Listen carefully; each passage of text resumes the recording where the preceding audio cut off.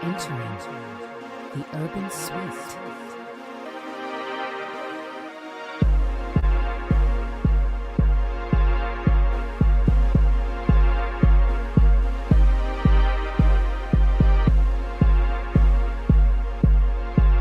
Let's talk about sex.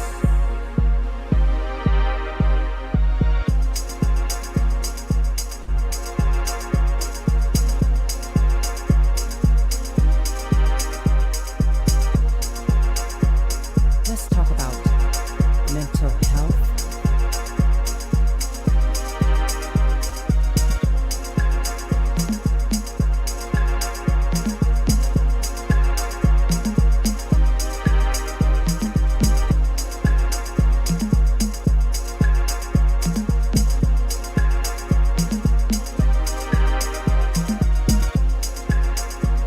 Let's talk about urban issues plaguing our community with Dr. Lisa Lacan.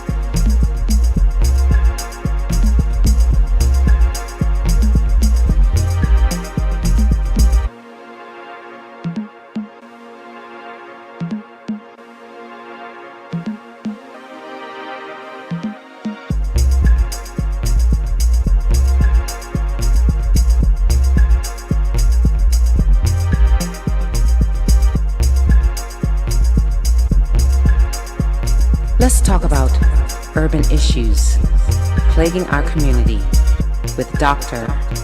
Lisa Lacan.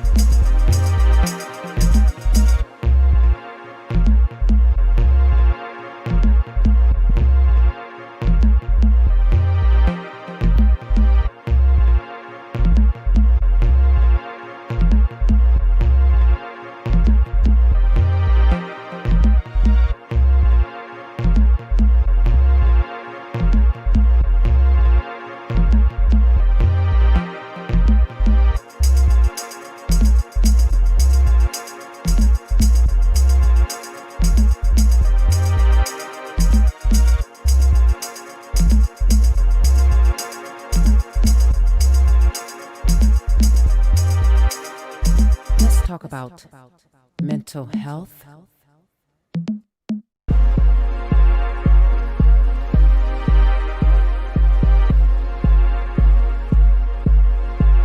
Let's talk about sex.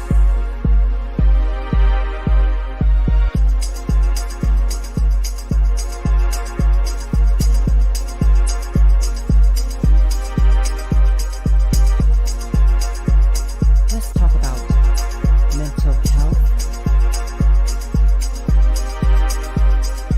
Hello, hello, hello, hello, my urbanites. How are you doing tonight?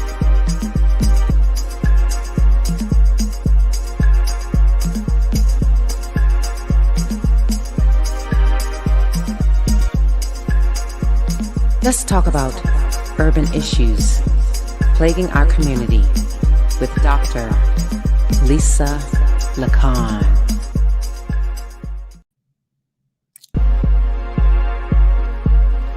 Urbanites, how are you all doing tonight?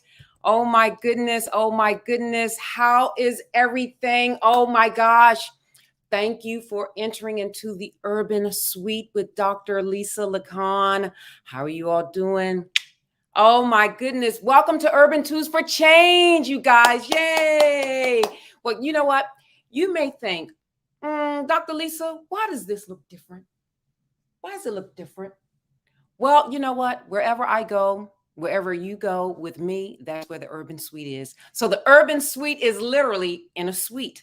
So anyway, thank you all. Thank you all for joining in. Come on in into the Urban Suite with me, Dr. Alyssa Lacan, on the Urban Tools for Change channel on various platforms. So we're on Facebook, YouTube, iHeartRadio, Spotify. So come on in, check me out. I'm here now live.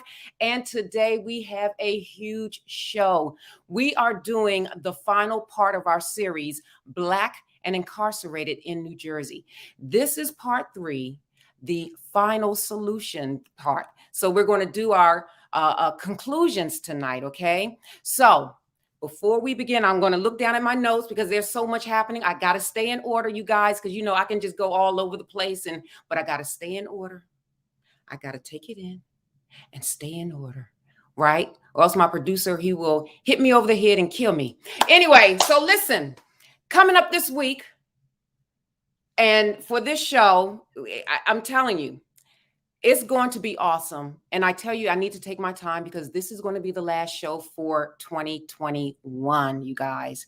I just want to say also, thank you so very much for being in this journey and starting this journey with me.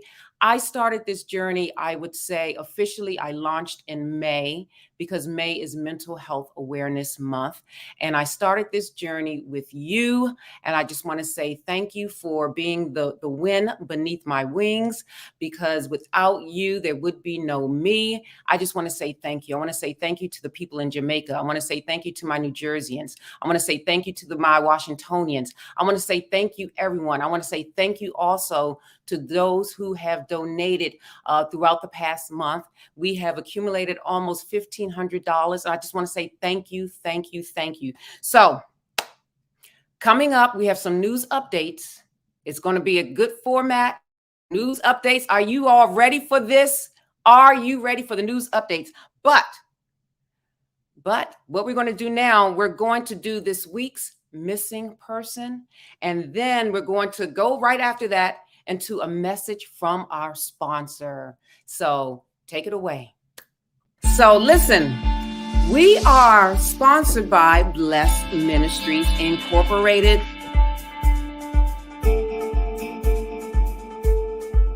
The Urban Suite is sponsored by Blessed Ministries Incorporated. We are the premier workforce development agency in the state of New Jersey.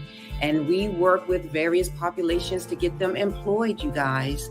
We work with those under the supervision of parole. We work with adults with disabilities. We work with youth with disabilities, like teens with disabilities. We work with those impacted by opioids in the state of New Jersey, as well as those that are receiving like food stamps and things of that nature. We do put people to work.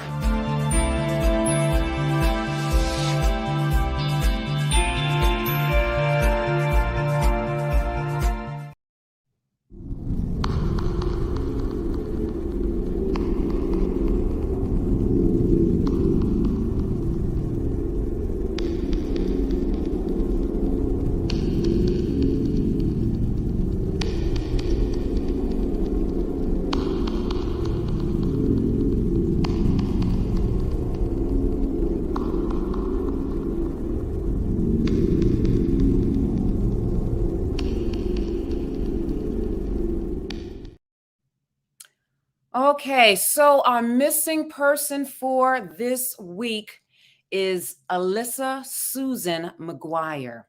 She's been missing since November the 23rd, 2021. She's 17 years old, you guys. 17.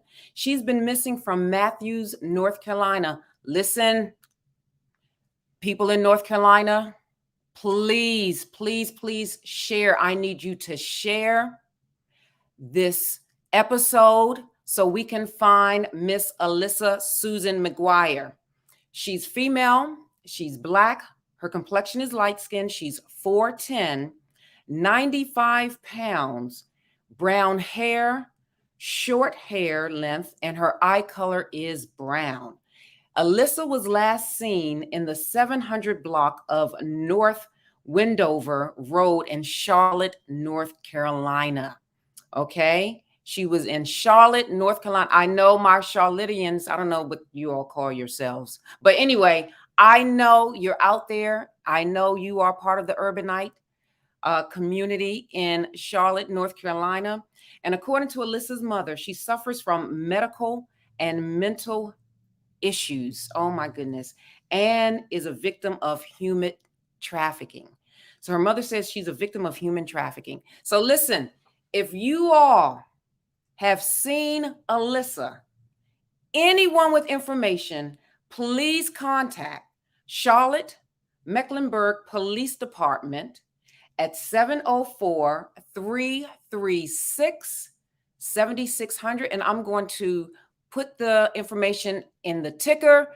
Please, if you have any information about Alyssa, please call 704-336-7600, or you can contact the Black and Missing Foundation Incorporated at 877-97-BAMFI. Let's bring Alyssa home. Thank you. All right, so when we return, we're going to discuss some recent news stories, including a new judge and a story about the NFL as well as HBCUs. All right, so we'll be right back. Stay tuned. When you walk in a room, no, they can't stand the fumes. Ooh, dragon lady. Tell me, baby, tell me, baby. why you smoke that trash? Why, girl? Everybody's saying you ain't got no class. Can't you see what you are? You're a drag, yes you are. Dragon lady. A message for you and me from the American Cancer Society. Don't be a dragon lady.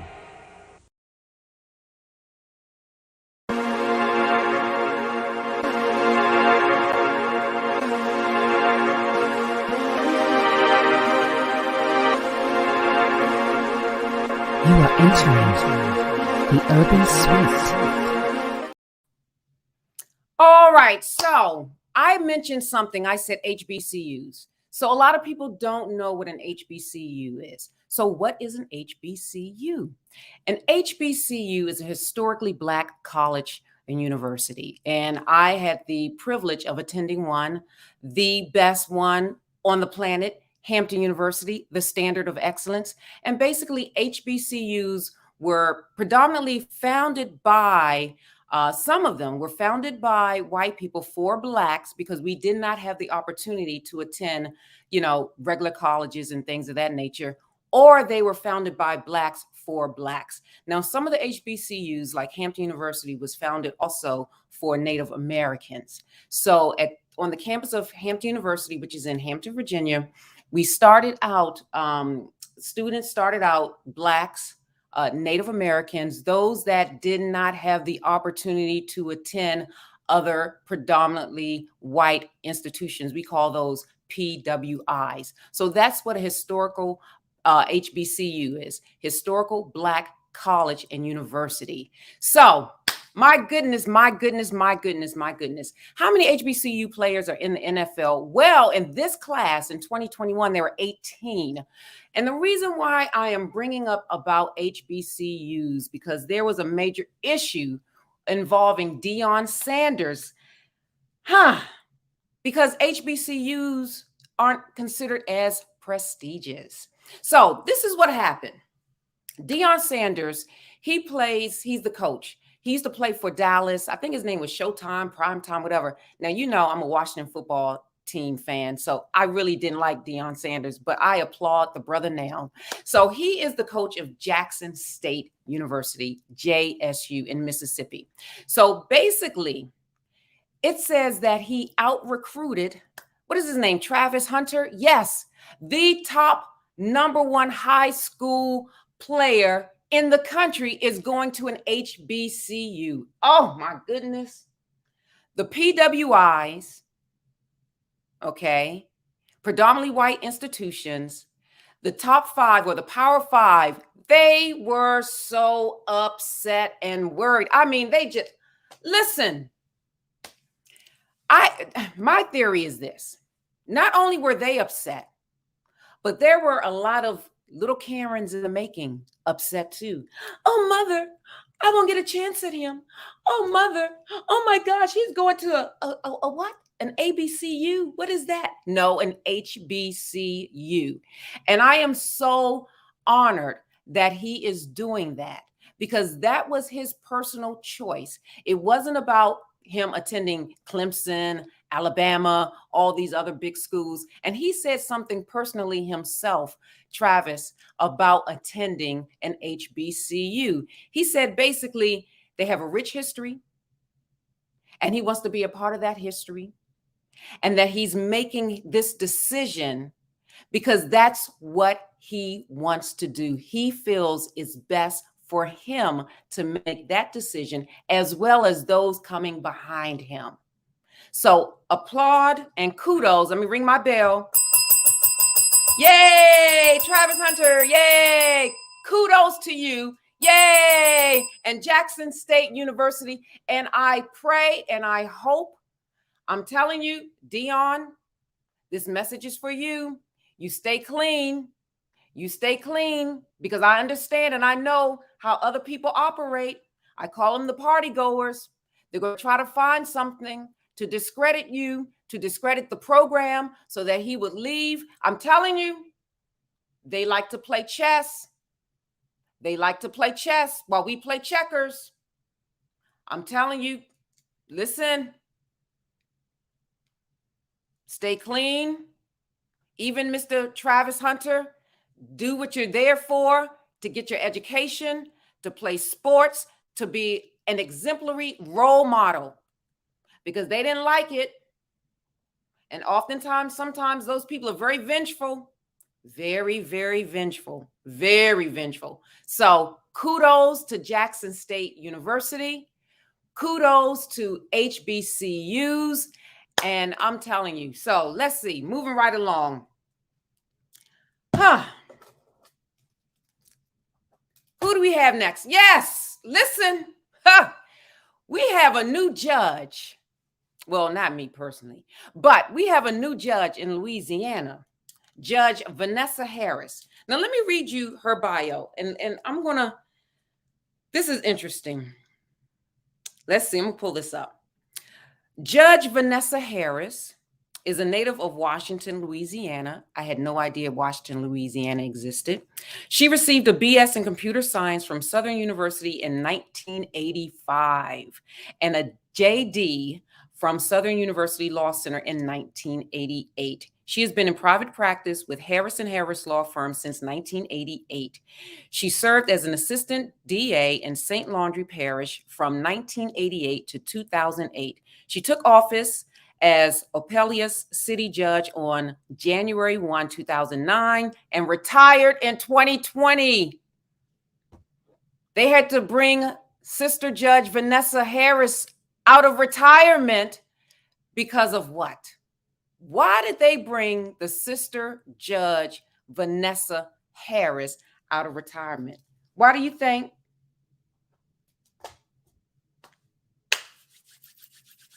All right, so we'll bring you more topics like this when we do our updates, but take a look at this.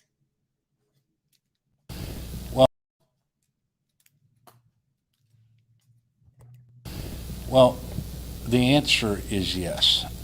And I know that the judge has taken a period of unpaid leave to reflect on what her next move should be, and I believe she has all but acknowledged that the words uttered in that video were hers. And quite frankly, there's no place for that kind of language, especially among members of the judiciary who have the most important role in administering justice in our state. And there's a practical problem too. I believe that you would see perhaps all, if she were not to resign, perhaps all of the litigants before her who were African American would seek her recusal. And I'm not sure that she has a valid basis for denying that recusal. And so there is no efficient administration of justice if she stays on the bench. So it would be my hope that this period of reflection that she's going through will lead her to that same conclusion. I believe she should resign. I hope she will conclude that for herself. So listen, we are sponsored by Blessed Ministries Incorporated.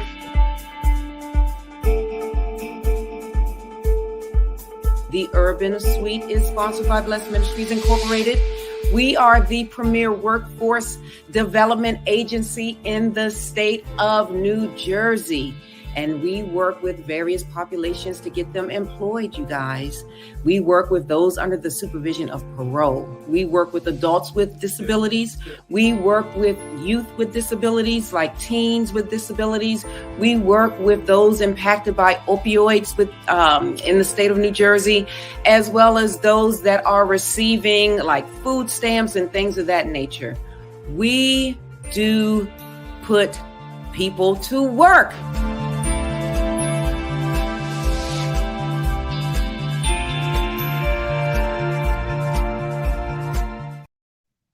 All right. We are back.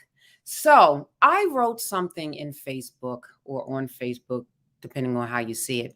I said to be Black and living in New Jersey can be very challenging. With mass incarceration for the Black community on the rise, New Jersey seems notorious for the conviction of Blacks. But there can be a solution to circumvent this dilemma. By following the playbook of the LGBTQ plus community, can there be a solution? And then I say, find out in the Urban Suite. So someone asked the question. They said, is it only in New Jersey? I just read New Jersey's prison population has decreased in the last few years from something like 24,000 to about 12,000. And they've closed several prisons in the last years, about 4. So basically, because I'm talking about disparity, I'm going to get into the disparity definition a little bit later, right after this. But my response to the person was, unfortunately, despite the decrease in population, the disparity still exists between Blacks and whites in prison in New Jersey. So listen to what I just said. I said the disparity exists between whites and Blacks. More Blacks are convicted and sent to prison despite Blacks comprising only 15% of the overall population in New Jersey compared to whites, which is 72%. For that reason, mass incarceration still exists. Now, why does it exist? Because you have fewer Blacks in the general population, but more Blacks than whites are in the prison system in New Jersey. 12.5 more blacks than whites. There's a huge gap, a huge difference. And that is basically what a disparity is. It's a differential. The differential between blacks and whites is 12.5 times more. When we have a population, overall population in the state of New Jersey of 15%, whereas the white population is 72%.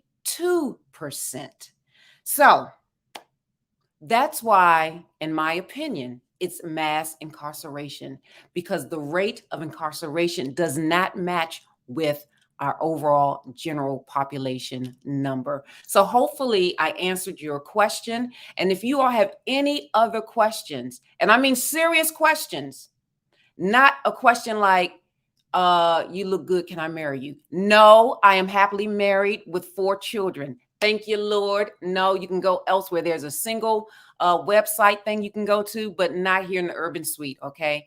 So anyway, if you have a serious question, I will address it, as well as oftentimes I put it on in the episode like I just did. All right. So that's what that means when I talk about disparity. There's a huge gap, a huge difference.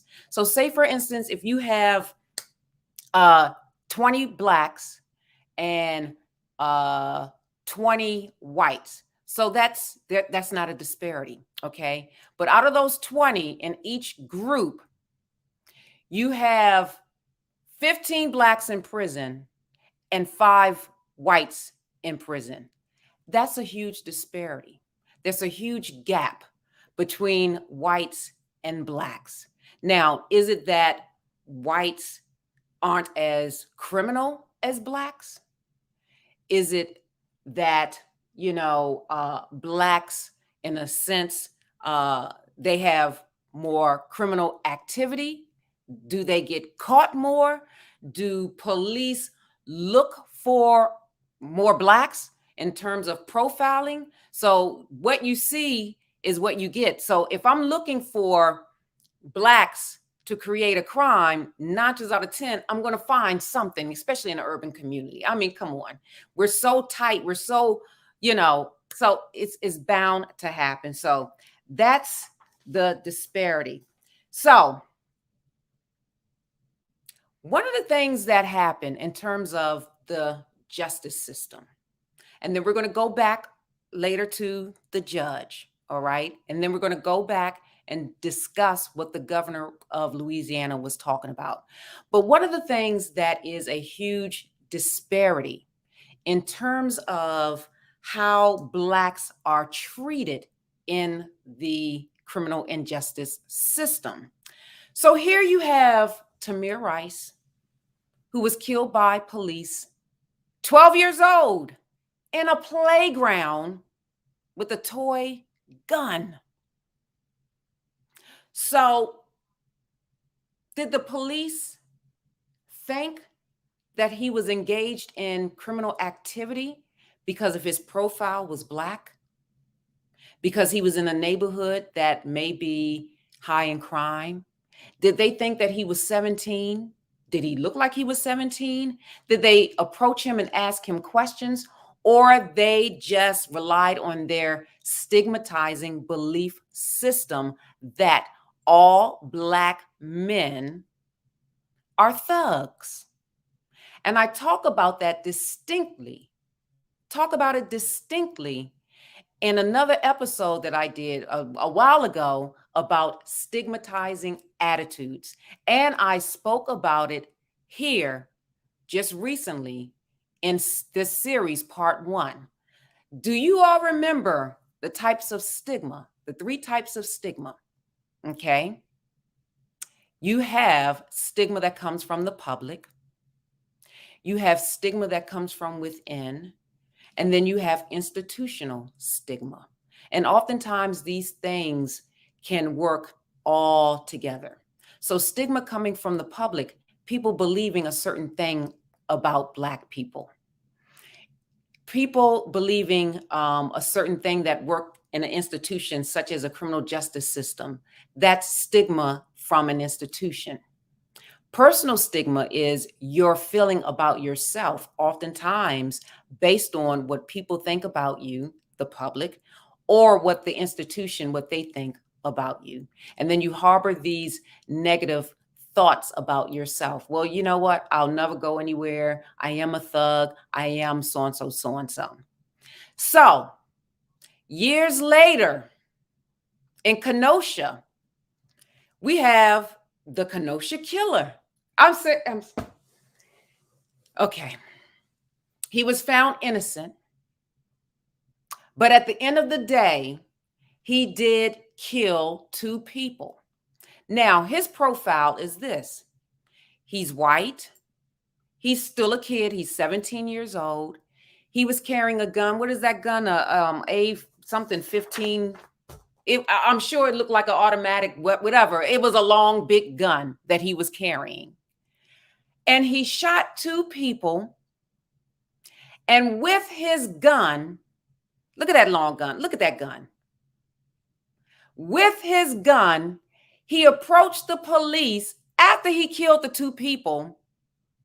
And the police just let him go by. Now, let me ask you a question. If Tamir Rice were white in a playground with a toy gun, do you think he would have been killed? If Kyle Rittenhouse were black with that assault weapon or whatever it was, do you think he would still be alive? So that's the disparity. Also, because guess what? Kyle Rittenhouse served no time in prison. No time in prison whatsoever. However, you have someone that maybe stole something from a car, maybe burglarized someone, a black person, they would be arrested. They would be convicted. And then they would be sentenced to prison. And that's how our numbers get stacked up. Typically, white people will go to or have probation. They may go to drug court, probation, house arrest, community service. Black people, nope, we're locking you up. Because I told you guys, I told you my urbanites, the prison population is a well-oiled machine operating off of the backs of black people.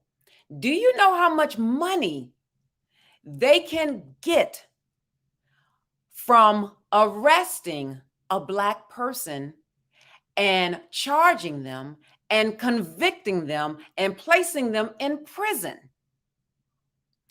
In my opinion, it is the new form of slavery. It is the new plantation. And I told you all last week, or 2 weeks ago about carjacking. I'm telling you, brothers out there, you know what? They reduced the sentencing on controlling distribution and selling marijuana. So they're going to hem and haw you on something larger, like carjacking, assault with an illegal firearm. I'm telling you, they're going to fill those bids back up, and they're going to do it in a way that you will not believe. I'm telling you. And I'm going to talk about it as we go on to recap while our brothers are in prison and this prison pipeline. But I'm here to also give solutions. Of course, I can't, just me and my platform can't change the whole world. But we're going to talk about those ingredients that I talked about last week. We're going to talk about the vehicle used. And I'm telling you, listen, And also, we're going to talk about how and why we self-sabotage. I said that there were 3 areas that we self-sabotage ourselves in to end up in prison. Do you all remember what those 3 areas are? And if you don't, shame on you. That means you're not taking notes. That means you're just doing whatever you need to do. But I'm trying to help you, community. I'm trying to help you. Oftentimes we commit crime. We engage in criminal activity based on survival. And let me tell you, with the inflation the way it is, listen, I went to the store and a thing of chicken, a chicken breast, $21. $21 for chicken breast. You best believe if people don't have a job, they're going to be hitting people over the head trying to survive. And then oftentimes we self-sabotage ourselves because we're ignorant of the law. We do things that we may not know. Oh my gosh, I didn't know this was, and then we self-sabotage ourselves because we're greedy. We end up taking money from the feds, PPP money, and buying Lamborghinis and going to the strip club. What do you expect? So not all of us are innocent, but there are some that are. And let me tell you, this stigmatizing behavior is seen, especially in the criminal justice system. And you know what? It's like enough is enough. Pull up the video of Judge Michelle Ordonez, whatever her name is. Let's see. Mom goes, why are the lights to your when I truck pull on? up in the whip, they be saying, God I'm like, damn. why are your lights on? They're like, pull up, pull up. And mom's yelling, nigger, nigger. No, kid, we have a nigger. It's a nigger. Like a roach. Look, that's me. No, that's I me came on from that the backside. They're like, pull up, pull up. And mom's yelling, nigger, nigger. No, kid, we have a nigger. It's a nigger. Like a roach. Look, that's me. Do you hear that? Did you hear what I just heard? This judge, who is supposed to represent the criminal justice system, that is supposed to have blindfold. I told you that the justice system, she's peaking. I'm telling you, every time I say she's peaking, this judge, Michelle Ordonez, she was caught on camera using racist slurs. Listen, I cannot believe this story is amazing. That's why they had to pull Judge Vanessa Harris out of retirement, because this judge right here in Louisiana, she was voted on by the people. The people voted for her. She's in office and she is having a ha-ha kiki time with her sons, calling people the N-word and just, oh, look at it. Igger, Igger, Igger. Ah, like a cockroach. This is a judge. So when she's presiding and sitting on her bench, if someone that looked like me entered into her courtroom, what is she thinking? Is she thinking I'm a thug? Is she thinking that I'm on welfare because of her stigmatizing behaviors and beliefs? Because what she said, that was a very stigmatizing behavior and a belief system. The other issue that I have with this judge, she was caught lying on 2 occasions. Twice she was caught lying. She was lying on 2 fronts. When this video went out and she was caught, she said basically, now I'm paraphrasing, someone slipped a Mickey in my drink. Oh my God. She said she had a sedative. Somebody put a sedative in her drink and she didn't know what was happening. She didn't know that it was her saying that. She didn't know. Oh my God. Okay. If you go back to that and you hear her, she sounds very lucid. She sounds very alive.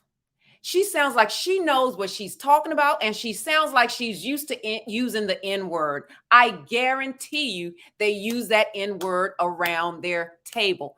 Ma, how many ninjas did you put in prison today? Well, son, I done put about 1, 2, 3, 4, 5. I done put about 5 ninjas in prison today. High five, Ma. Yeah, way to go. I'm telling you, she just said the fluidity of using that word out of her mouth was amazing.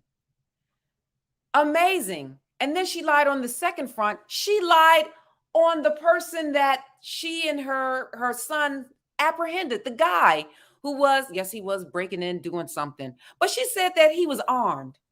Come to find out, he didn't even have a weapon. But see, this is what I'm talking about. Now, how does this tie in to what I mentioned last week? How does this tie in? Because I told you about the 4 ingredients that the LGBTQ community used. And from this point forward, like I said, I'm going to just say the community. Okay. These are the 4 urban tools for change that they used. Unification. They were unified in their mission. They were unified in their vision. They knew what they wanted. There was no diverse way of thinking. They were all lockstep. And then the second one is time. They had time dedicated to their cause. You didn't have to beg them to attend a meeting. You didn't have to have an incentive for them to go to a meeting. You didn't have to do that. They went to those meetings because they knew what was at stake. And then they had the resources. They pulled and galvanized their resources together, their financial resources, because that's a big one. That is a huge one. Their financial resources. And they pulled their resources, their relationship resources, those who are sympathizers to their cause. That's what they did. And then everyone had an emotional investment. So these are the ingredients, the urban tools for change that they used. So people say, well, what's in your toolbox? Well, what was in the community's toolbox? These 4 ingredients: unification, time, resources, and emotional investment. And then you carry that over into the vehicles. What were or are the vehicles that they use to promote their mission in order for their vision to be fulfilled? They used the educational school system. They used the law, and they used the media. Those were also tools in their arsenal. So you have the 4 ingredients, and then you have the 3 vehicles. So let us look at the law as the first vehicle, because we just talked about the judge, Odinette. Okay, so the law, what they did, and I talked about it last week, they ensured that people who had an emotional investment to their mission, to see their vision fulfilled, that they went on to college and that they would go to law school. So as Blacks, what can we do to follow that playbook? 1, you have HBCUs, okay? And I know that all Blacks, an HBCU is not for all Blacks. I totally understand it, totally get it.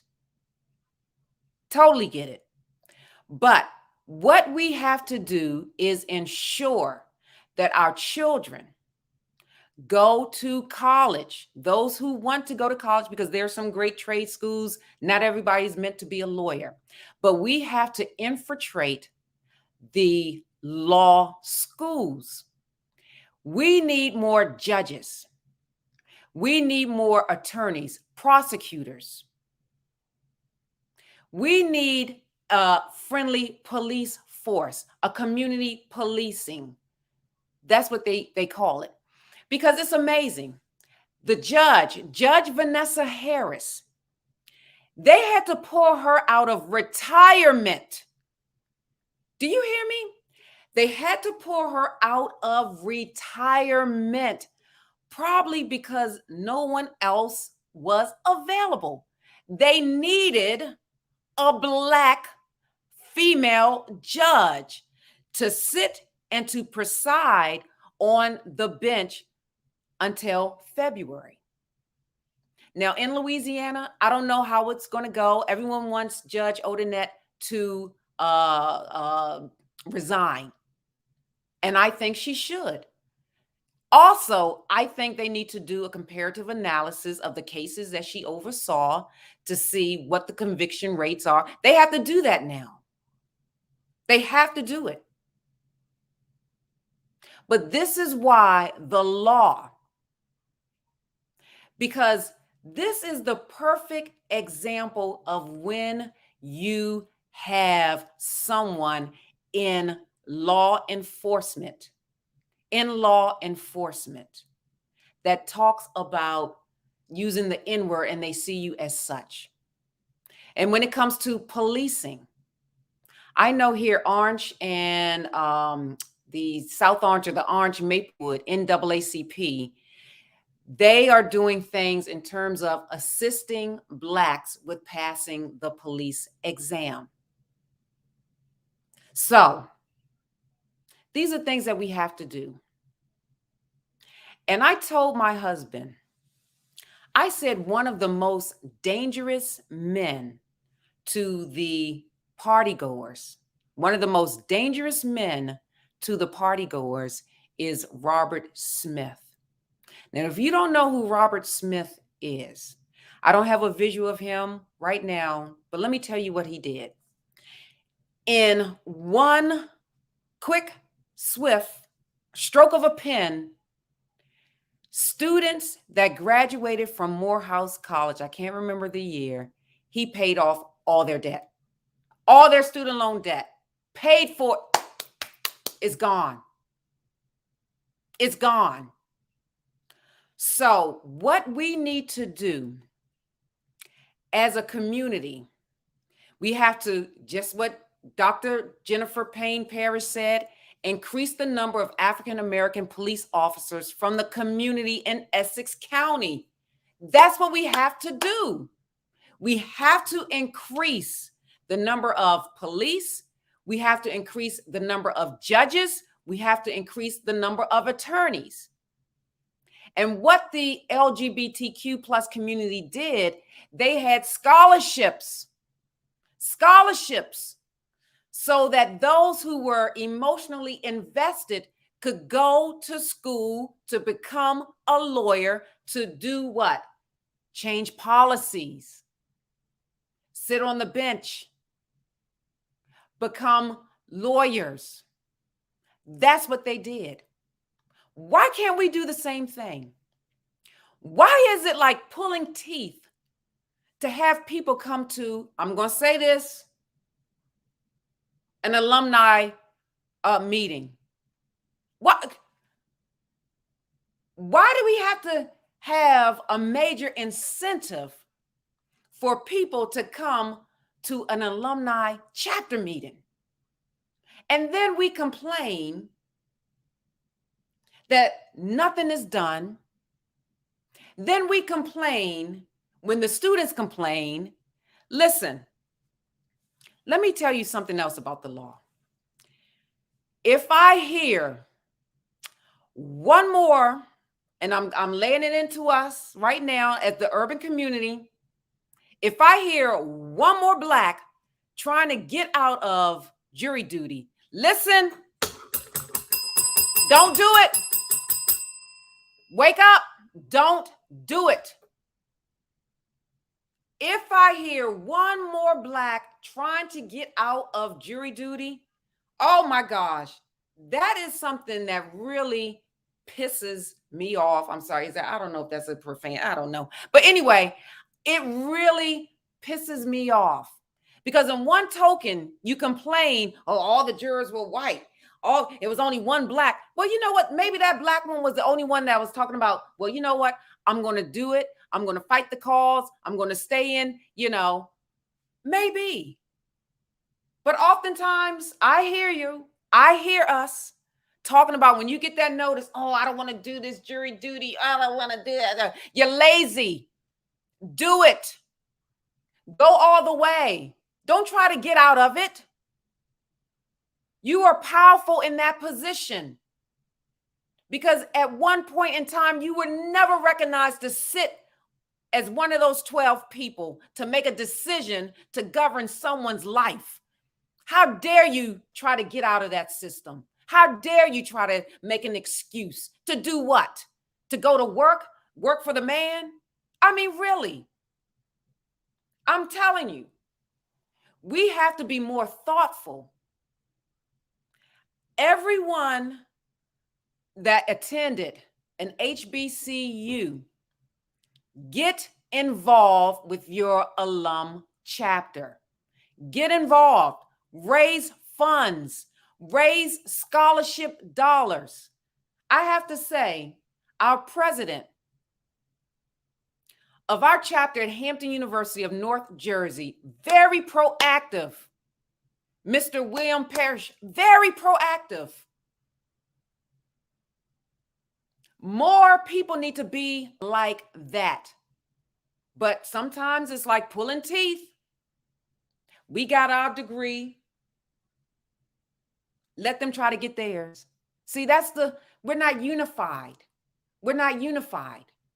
And if we're not unified, there will always be a disparity in the prison system. Our mission should be prosperity pipeline, not prison pipeline. That should be the mission.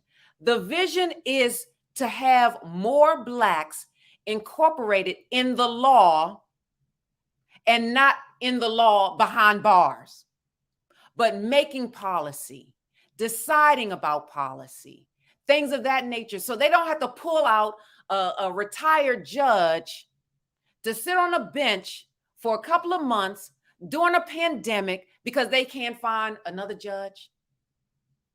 And then the other thing that we have to do when it comes to law,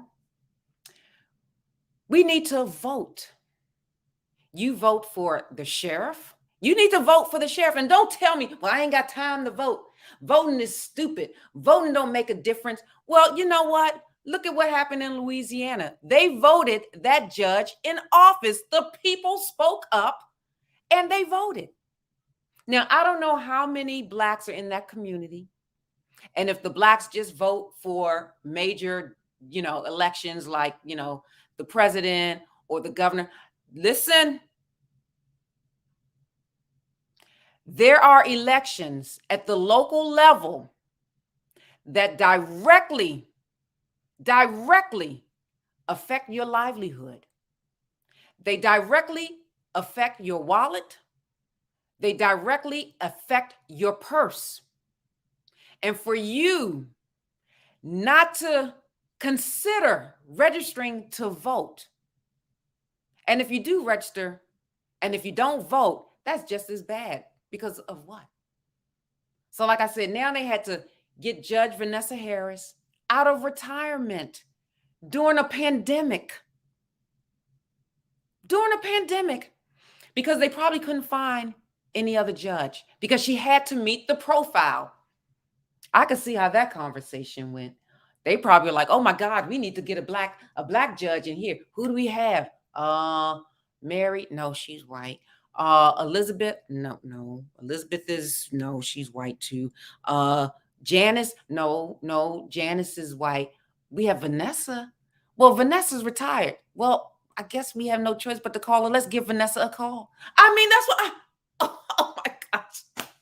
So listen, we have to infiltrate the police. We need to infiltrate law schools so that we are able to change those policies.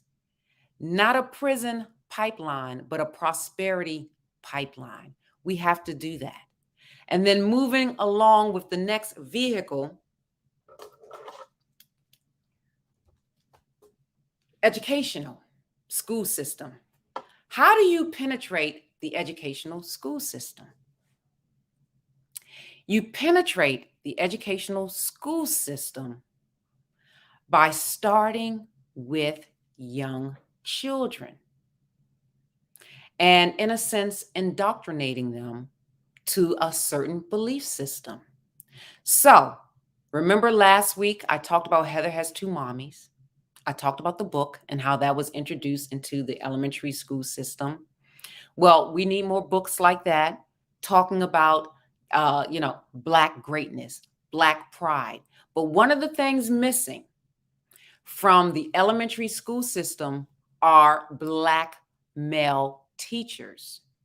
Black male teachers with masculine energies. It makes a difference. And I'm not talking about Black male teachers in high school or middle school. I'm talking about in grade school, elementary school. We need more Black male school teachers with masculine spirits and energy. How do you do that? Well, hopefully, since the marijuana laws are kind of laying away right now, you have scholarships for Black males to major in education.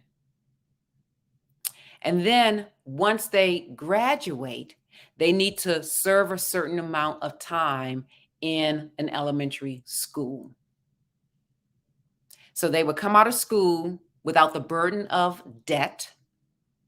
And the only burden that they would have is to be emotionally invested in distilling, in a sense, the belief system that there is no prison pipeline, but a prosperity pipeline.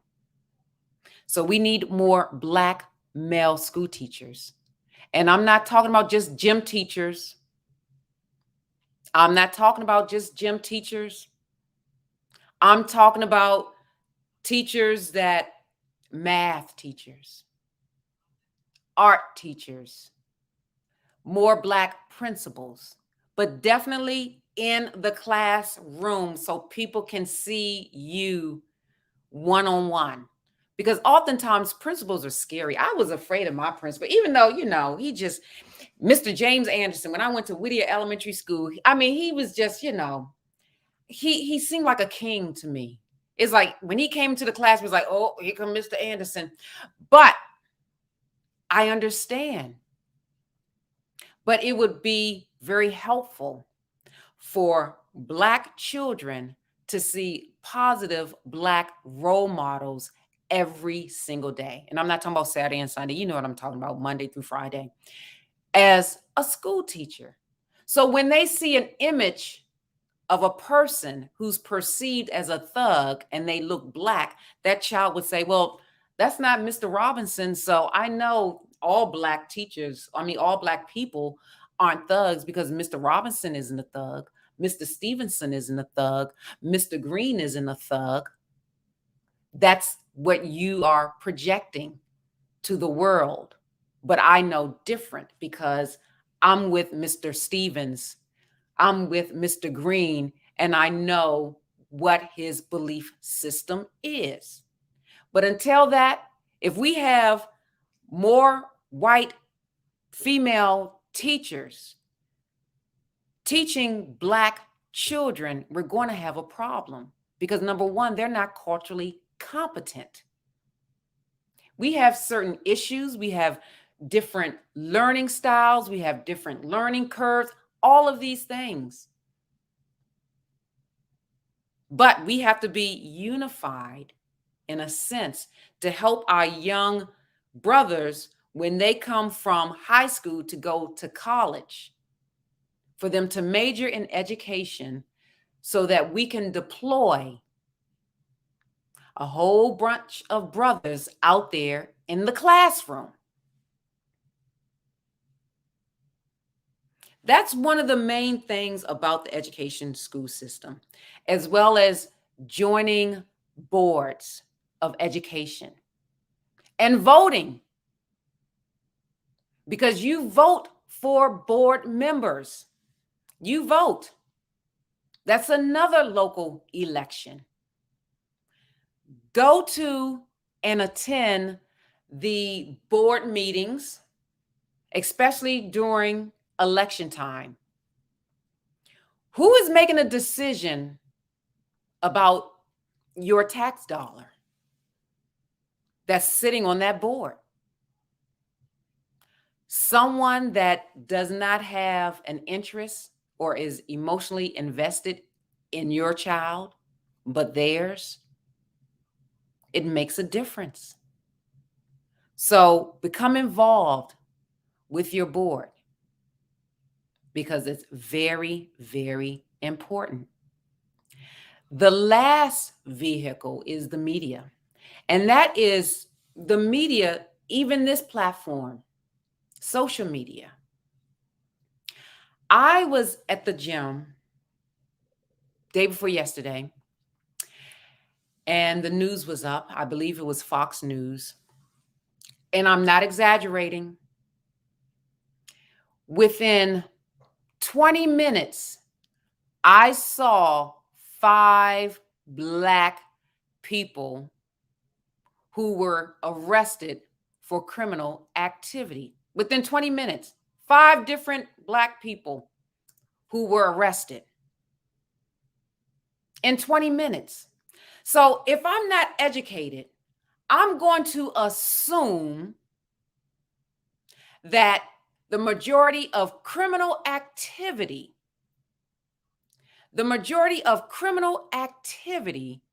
is done by Black people.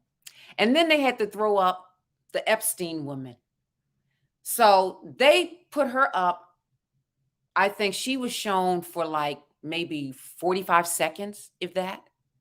But the Black images that they had up, they were like longer than 45 seconds.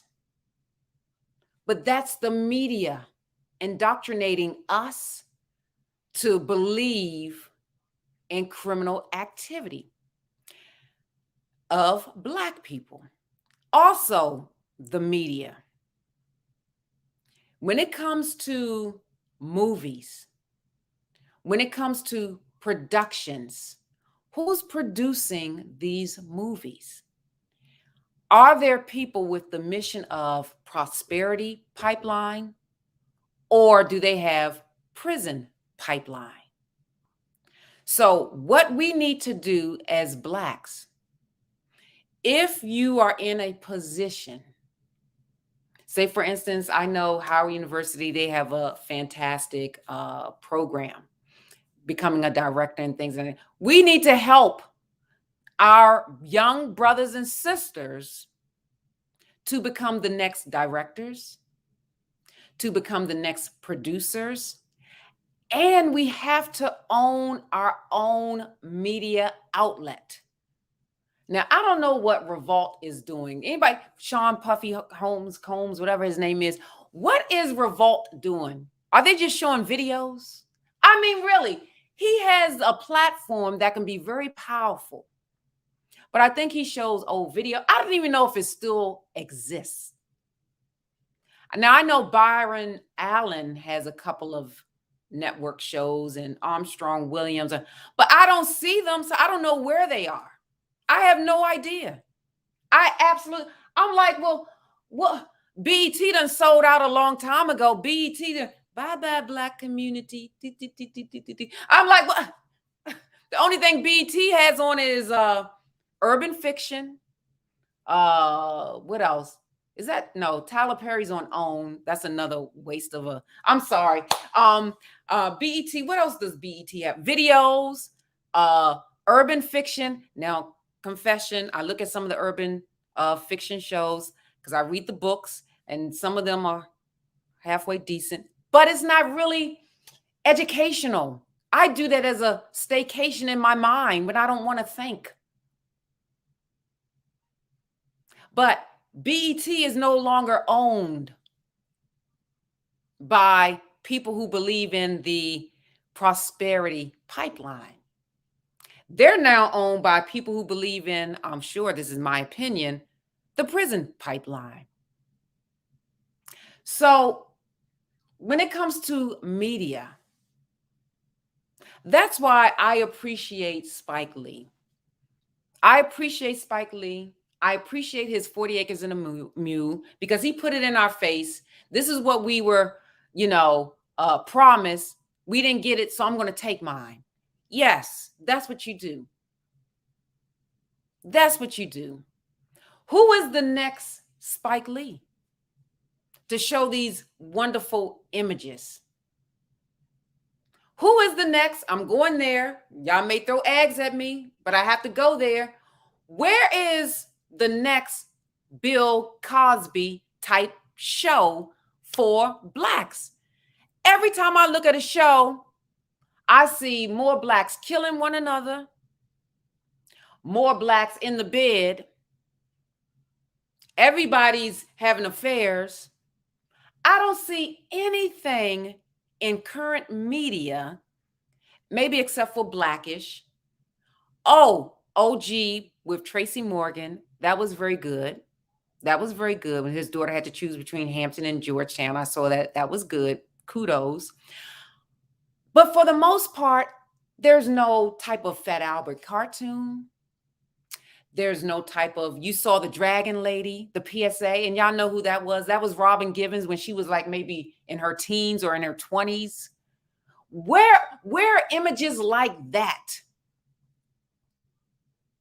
The Huxtables. During that era, more Black kids entered HBCUs than ever before because that's what the media, that's what they put out. And now, Bill Cosby, he's going blind. He found a loophole. He's out of prison. And now, unfortunately, his reputation has been tarnished.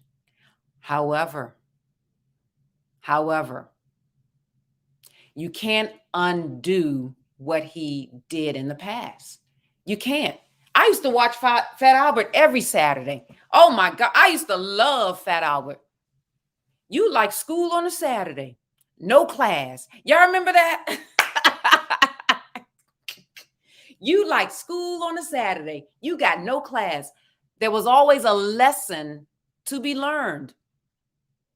Always a lesson to be learned. Now there's no lesson. There's no nothing. It's just Housewives of Potomac, Housewives of Atlanta, Married to Medicine. Like I said, I confess, my urban nights, I watch those shows when I want to become numb. When I'm reading research papers, I'm reading scientific journals, I'm writing grants. I don't want to watch anything that's too heady for me. So I take a vacation, and I take a vacation with those shows. But a lot of people, that's their life. They're not taking a vacation. That's what they do. So these are the images that they're promoting now. They're promoting Black women fighting, throwing coffee and drinks at one another, sleeping around, stuff like that. That's the power of the media. So the other people, say for instance, the party goer, those that believe in the prison pipeline, guess what? They have those tools also, those ingredients. They're unified. They have time dedicated. They have the resources, and they are emotionally invested. Anyone, any group can use that or those ingredients. You can be in a sorority or a fraternity and want to get something across, want to get a movement passed. Use those ingredients. Use those ingredients. Martians can come down from Mars and use those ingredients. and a movement will occur. I'm serious. It's a universal tool that if you utilize it, it will work. And I'm telling you, the vehicle, the educational school system, the law, and the media, and now also under that, riding a little bike, is the church, which to me is terrible that the church is riding a little bike when you should think the church should be the number one thing. But let me tell you, it's something else. It is something else. So listen, I talked about, I'm going to wrap everything up. And initially, this topic came to be when I opened the Essex Times, their December issue of 2021. I opened the Essex Times, and basically I saw the article from the Sentencing Project about the disparity between Blacks and whites in prison. And I was very disheartened. And then I had to look back at, okay, we have these stigmatizing beliefs, systems. All of us do, either from the public, internally, we have it, or from some type of institution. So although the justice system is supposed to be impartial, what you carry in your heart, what you carry in your mind is going to affect how you judge people, places, and things. It will matter. Going back to Judge Michelle Odinette, she was very comfortable using the N-word. She was very comfortable laughing. Her son was very comfortable in sharing that video because it had to get out. Her son was very comfortable. Her son, her family sees nothing wrong with the N-word. And when you think about it, it's like, and she's a judge.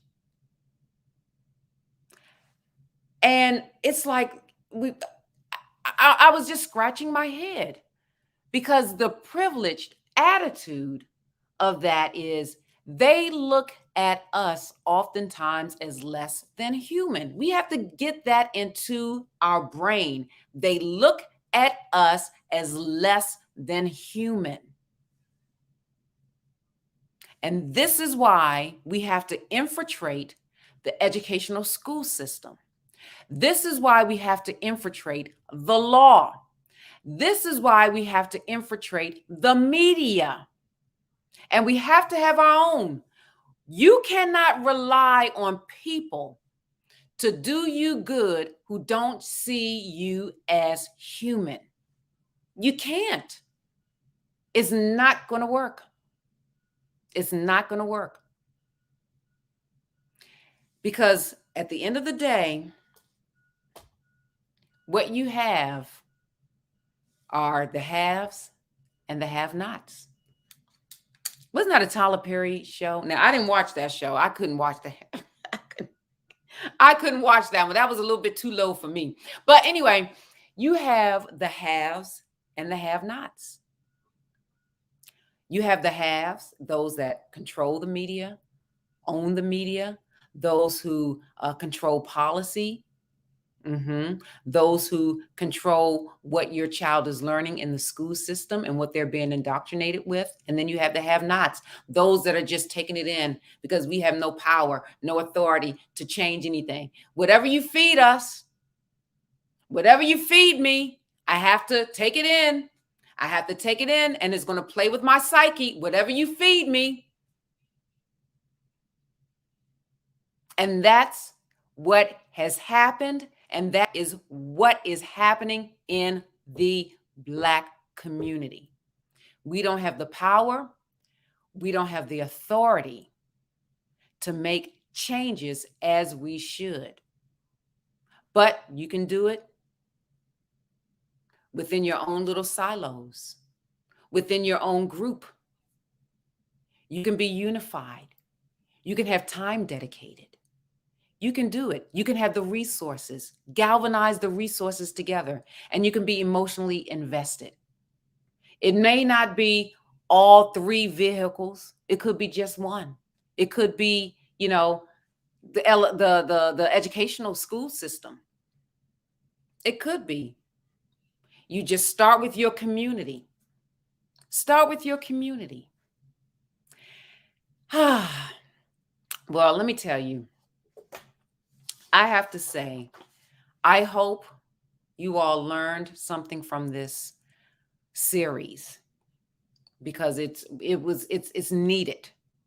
And the one thing about this platform, you can hit rewind, play, fast forward, rewind, play, blah. And I'm on multiple channels. I'm on Facebook, YouTube, iHeartRadio, as well as Spotify. So there's no excuse. You don't even have to look at me. You can just listen to me on Spotify or iHeartRadio.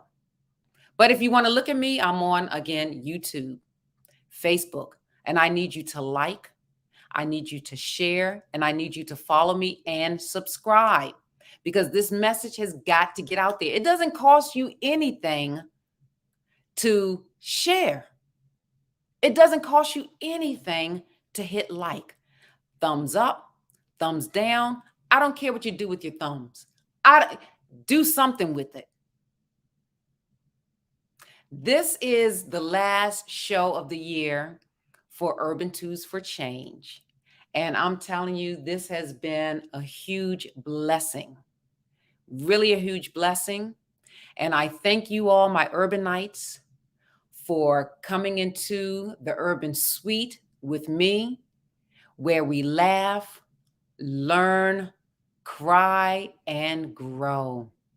And then hopefully you take these tools, those 4 ingredients, and those 3 vehicles. Those are Urban Tools for Change. To see a change, you have to have an arsenal in your toolbox. And you can do it at the local level. You can start at the local level. You can start at your alumni chapters. You can start by investing emotional time, emotional money, emotional resources, meaning you're so passionate about it. You're so passionate about it that you have to see this done. So with that said, I want to wish you all a very Merry Christmas. Yes, I'm saying Merry Christmas, Merry Christmas, Merry Christmas. And have a wonderful, happy, safe New Year. And again, thank you for coming into the Urban Suite. Like I said, where you're going to laugh, learn, cry, and grow. Until next time, have a wonderful, beautiful, safe holiday. God bless and good night.